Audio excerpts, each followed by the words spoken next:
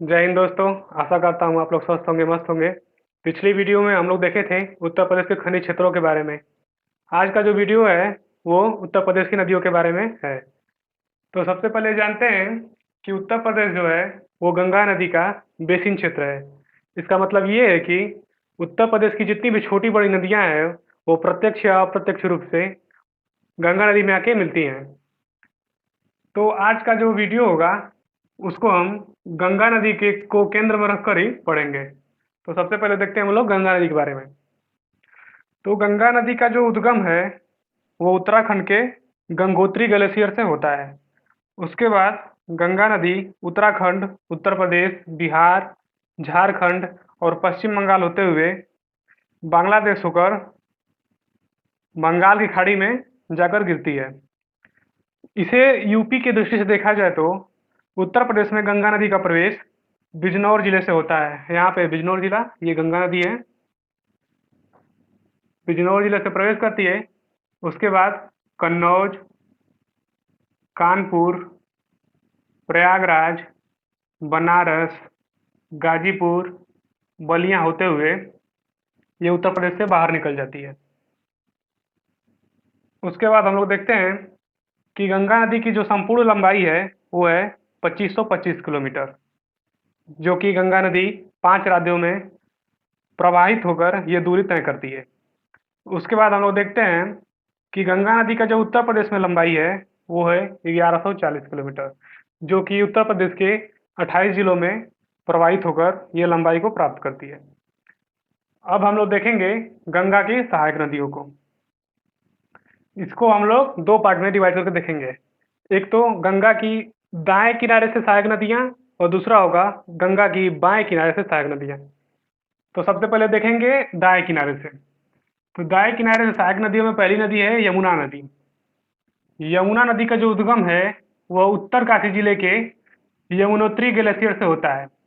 उसके बाद ये नदी उत्तराखंड से जब यूपी में प्रवेश करती है तो सहारनपुर जिले में प्रवेश करती है। यहाँ पे सहारनपुर जिला है ये वाला।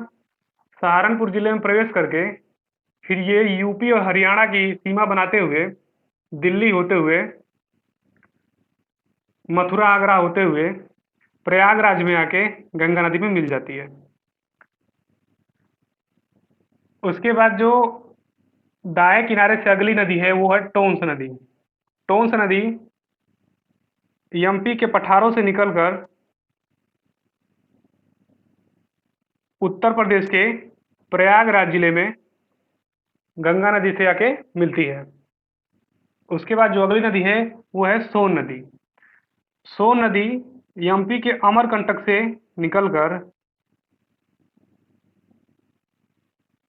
यूपी के सोनभद्र से यूपी में प्रवेश करती है। ये सोनभद्र है। उसके बाद यह यूपी से बाहर निकल जाती है तथा आरा जिला के पास यह गंगा नदी में आके मिलती है। ये तो हो गई गंगा नदी की दाएं किनारे से सहायक नदियाँ। उसके बाद अब हम लोग देखेंगे बाएं किनारे की सहायक नदियाँ। उसमें जो पहले नंबर पे है वो रामगंगा नदी। रामगंगा नदी, रामगंगा नदी का उद्गम जो है वो उत्तराखंड के नैनीताल से के पास से है। उसके बाद ये उत्तर प्रदेश के बिजनौर जिले से ही यूपी में प्रवेश करती है और उत्तर प्रदेश के कन्नौज जिले में, यहाँ पे कन्नौज जिला है, ये गंगा में मिल जाती है। उसके बाद जो अगली नदी है वो है गोमती नदी। गोमती नदी को लेकर ये क्वेश्चन पूछ लेता है कि गोमती नदी का उद्गम स्थान कहाँ से है, और ये भी पूछता है कि वो कौन सी नदी है जो झरने से जिसका उद्गम हुआ है। तो वह है गोमती नदी। गोमती नदी का जो उद्गम है वो है पीलीभीत जिले का फुलहर झील। ये पीलीभीत जिले से निकलती है तथा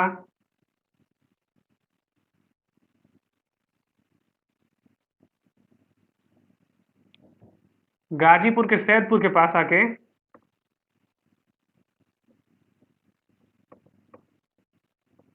गंगा में मिल जाती है।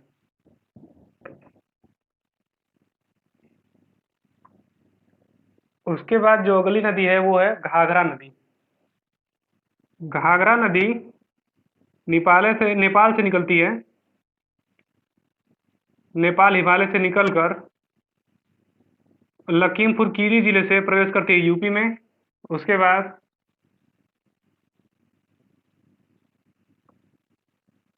कुछ दूरी तक ये उत्तर प्रदेश और बिहार की सीमा भी निर्धारित करती है और छपरा जिले में आके गंगा नदी में मिल जाती है। उसके बाद जो अगली नदी है वो है गंडक नदी। गंडक नदी जो है वो नेपाल के धौलाधर श्रेणी से निकलती है और महाराजगंज जिले से ये यूपी में प्रवेश करती है और यूपी और बिहार का बॉर्डर बनाते हुए ये भी सोनपुर के पास बिहार के पटना से आगे है, वहां पे गंगा नदी में आके मिल जाती है। ये तो हो गया गंगा नदी और उसके सहायक नदियाँ। इसके बाद हम लोग देखेंगे कि गंगा की जो सहायक नदियाँ हैं उनकी सहायक कौन कौन सी नदियाँ है उसके बारे में देखेंगे। तो सबसे पहले हम लोग देखेंगे यमुना। यमुना की सहायक नदियाँ। इसमें भी पहले देखेंगे कि कौन दाएं तरफ से मिल रही है, कौन बाएं तरफ से मिल रही है। तो बाएं तरफ से देखा जाए तो यमुना की एक सहायक नदी है हिंडन नदी। हिंडन नदी ये भी उत्तराखंड से निकलती है और सहारनपुर होते हुए गाजियाबाद के पास यमुना नदी में आके मिल जाती है। ये एक ऐतिहासिक नदी है। आपने पढ़ा होगा कि जो सिंधु घाटी सभ्यता था उसका जो पूर्वी विस्तार था वो मेरठ के आलमगीरपुर तक था, जो कि हिंडन नदी के किनारे। इसके बाद जो इसकी दाएं तरफ से जो सहायक नदियां हैं उनमें पहली है चंबल। ये है चंबल नदी। चंबल नदी का उद्गम जो है वो मध्य प्रदेश के जनापावा पहाड़ी से होती है, महू जिले से। उसके बाद ये नदी मध्य प्रदेश और राजस्थान की सीमा बनाते हुए यूपी में प्रवेश करती है आगरा जिला में। उसके बाद ये यूपी और मध्य प्रदेश का सीमा निर्धारण करती है। उसके बाद थोड़ा आगे जाके ये औरैया जिला में यमुना नदी से जाके मिल जाती है। उसके बाद जो अगली नदी है वो है सिंध नदी। सिंध नदी भी दक्षिण के पठारों से, एमपी के पठारों से निकलती है और उत्तर प्रदेश के जालौन जिले में यमुना नदी से जाके मिल जाती है। उसके बाद जो अगली नदी है वो है बेतवा नदी। बेतवा नदी उत्तर प्रदेश के ललितपुर जिले से उत्तर प्रदेश में प्रवेश करती है तथा हमीरपुर जिले में जाकर ये यमुना में मिल जाती है। उसके बाद अगली नदी जो है वो है केन नदी। केन नदी एमपी के पठारों से निकलकर उत्तर प्रदेश के बांदा जिला में आके यमुना नदी में मिल जाती है। ये तो हो गया यमुना की सहायक नदियाँ। उसके बाद हम लोग देखेंगे घाघरा नदी। घाघरा की सहायक नदियाँ। घाघरा की जो दाएं तरफ से सहायक नदी है वो है शारदा। शारदा नदी। शारदा को काली भी कहते हैं, काली नदी। ये तिब्बत के मिलाप ग्लेशियर से निकलती है और पीलीभीत जिले से ये यूपी में प्रवेश करती है और बहराइच जिले में आकर ये घाघरा में मिल जाती है। उसके बाद जो घाघरा की बाएं तरफ से जो सहायक नदी है वो है राप्ती नदी। राप्ती नदी जो कि बलरामपुर से यूपी में प्रवेश करती है और देवरिया में आके घाघरा में मिल जाती है। राप्ती नदी के किनारे गोरखपुर शहर है और देवरिया शहर है। ये तो हो गई यूपी की नदियाँ, गंगा नदी और उसकी सहायक नदियाँ। अगला वीडियो जो आएगा वो नदियों के किनारे बसे शहरों को लेकर होगा। वीडियो अच्छा लगे तो शेयर करें, लाइक करें। जय हिंद, जय भारत।